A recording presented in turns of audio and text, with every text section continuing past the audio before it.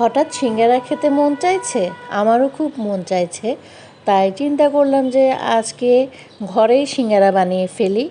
আর বাইরের সিঙ্গারা আমি খেতেও পারি না এতটা। তো চলুন তাহলে আপনাদের সাথে সিঙ্গারার পুরো রেসিপিটা শেয়ার করলাম। এখানে আমি আলুকে সিদ্ধ করে কিছুটা কিউব করে নিয়েছি, তার সাথে থাকছে পাঁচফোড়ন, চিজ, গরম মশলা, লবণ, মরিচের গুঁড়া, কাঁচামরিচ ফালি, পেঁয়াজ, রসুন গুঁড়া, আদা গুঁড়া, পেঁয়াজ গুঁড়া। এখানে থাকছে মটরশুঁটি, বাদাম, আর থাকছে চিজ।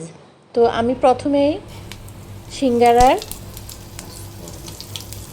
আলুর পুরটা তৈরি করে নিব। প্রথমে আমি এখানে তেল গরম করে একটু পাঁচফোড়ন দিয়ে দিলাম, সাথে এখানে পেঁয়াজ কুচি দিচ্ছি, মরিচ কুচি দিচ্ছি, লবণ দিচ্ছি, গরম মশলা দিচ্ছি, হালকা করে একটু নেড়ে নিব। এইখানে আমি মটরশুঁটি আর বাদাম, কাঁচা বাদাম একসাথে দিয়ে দিলাম, এগুলা হালকা আঁচে ভেজে নিব। তার সাথে আমি এখানে রেখেছি রসুনের পাউডার, আদা পাউডার আর পেঁয়াজ পাউডার। আর সেটা যদি না থাকে তাহলে আপনারা পেস্টও দিতে পারেন। এখানে আমি যা যা রেডি করে রেখেছি সব দিয়ে দিচ্ছি। 1 চামচের মতো হালকা চিনি দিব, একটু টেস্টিং সল্ট দিব। এখানে আমি একটু হলুদ গুঁড়া দিলাম আর মরিচ গুঁড়া দিলাম। আমি এখানে প্রথমে এটিকে নেড়ে নিব ভালো করে। তারপর আমি এখানে হালকা পানি দিয়ে রান্না করে নিব। পানিটা যখন একটু কষিয়ে আসবে তখন আলুগুলোকে একটু হালকা করে ভেঙে দেব। আলুর পুরটা রেডি হয়ে গেলে আমি ময়দা খামিরটা তৈরি করব। এখানে আমি সামান্য আর একটু মরিচ গুঁড়া দিয়ে দিলাম, কারণ সিঙ্গারাটা যদি একটু ঝাল হয় ভালোই লাগে খেতে।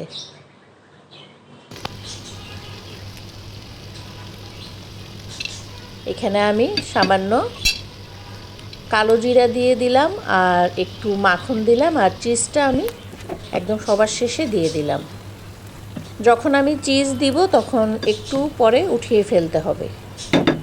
আমার পুরটা রেডি হয়ে গেছে। এখন আমি ময়দার খামিরটা তৈরি করব।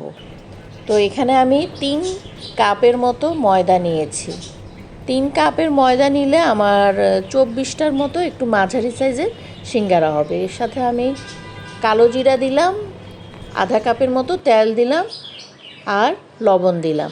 চাইলে আপনারা একটু হালকা চিনিও দিতে পারেন। তো আমি এখানে আগে তেলটাকে ভালো করে হাত দিয়ে পুরো মিশ্রণটাকে হাত দিয়ে মিশিয়ে নিব।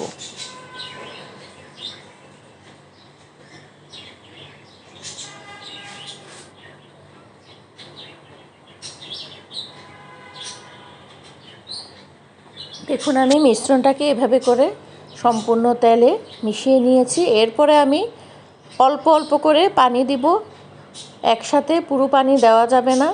আর খামিরটা এমনভাবে তৈরি করব, বেশি নরমও হবে না আবার বেশি শক্তও হবে না। আস্তে আস্তে করে আমি পানি দিয়ে খামিরটা তৈরি করব। আর 10 মিনিটের মতো আমি এভাবে খামিরটাকে মথতে থাকব। ভালো করে যখন ময়ান হয়ে যাবে তখন আমি এটিকে আধা ঘন্টার মতো রেস্টিং টাইমে রেখে দিব। তো আমার আধা ঘন্টা হয়ে গেছে। এরপরে আমি এইটা লেচি কেটে রাখবো। আমি 12টা লেচি কাটবো, এর মধ্যে আমার 24টা সিঙ্গারা হবে।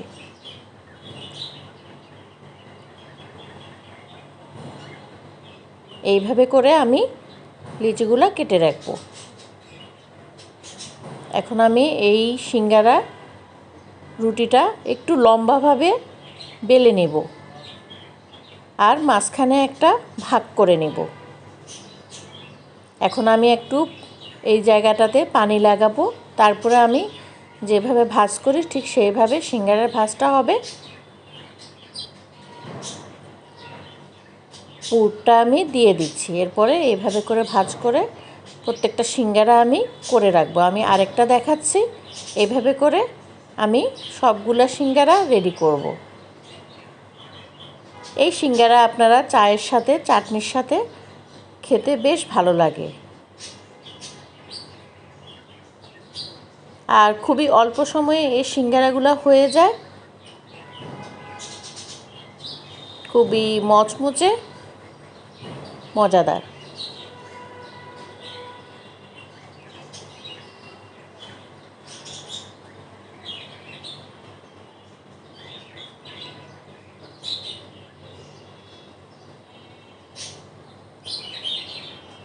তো আমার সবকটি সিঙ্গারা এভাবে বানানো হয়ে গেছে, এবারে ভাজার পালা। আর সিঙ্গারাগুলা তেলটাকে একদম ভালো করে গরম করে তখন চুলাটাকে মাঝারি করে আমি আস্তে আস্তে সিঙ্গারাগুলা দিয়ে ভেজে উঠিয়ে নিব। আর একদম চুলাটাকে হাই ফ্লেমে রাখা যাবে না।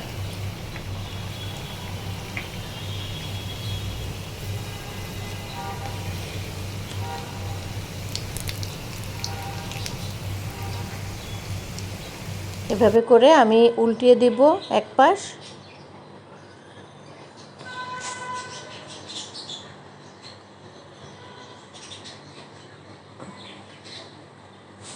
আপনারাও বাসায় ট্রাই করে দেখবেন। আর খুবই মজার মুচমুচে সিঙ্গারা আমার রেডি হয়ে গেল। আপনারা সবাই ভালো থাকবেন, সুস্থ থাকবেন। আসসালামু আলাইকুম।